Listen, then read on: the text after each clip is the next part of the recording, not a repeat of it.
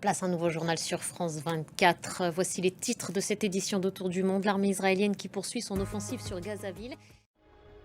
Je vous le disais à l'instant dans les titres, l'aviation israélienne a largué ses bombes aux premières heures du jour ce samedi sur le camp de réfugiés d'Al-Mawassi à l'ouest de Khan Younes.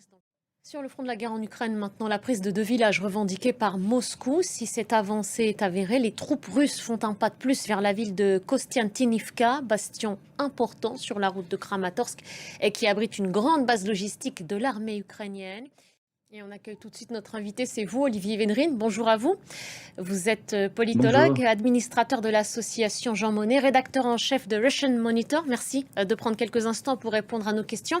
Le président Zelensky, lorsqu'il prononce ces mots, on vient de diffuser cet extrait, à qui est-ce qu'il s'adresse? Aux soldats ukrainiens appelés à tenir bon sur le front?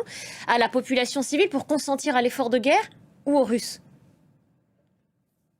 Il s'adresse un peu à tout le monde. Il s'adresse à tout le monde. Il s'adresse à la fois aux Ukrainiens.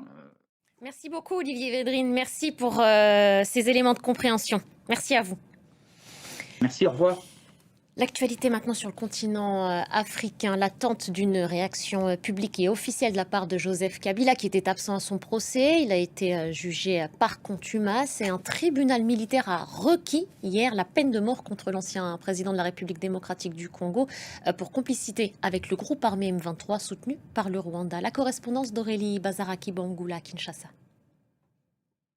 Dans ce journal aussi, ce bras de fer entre Washington et Caracas. Cette semaine, Donald Trump a annoncé le déploiement de plusieurs navires militaires américains près des côtes du Venezuela, officiellement pour lutter contre le trafic de drogue.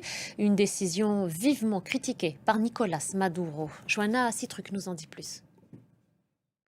Il est devenu malgré lui le symbole des expulsions massives d'immigrés voulues par l'administration Trump. Le Salvadorien Kilmar Abrego Garcia avait été expulsé à tort du pays.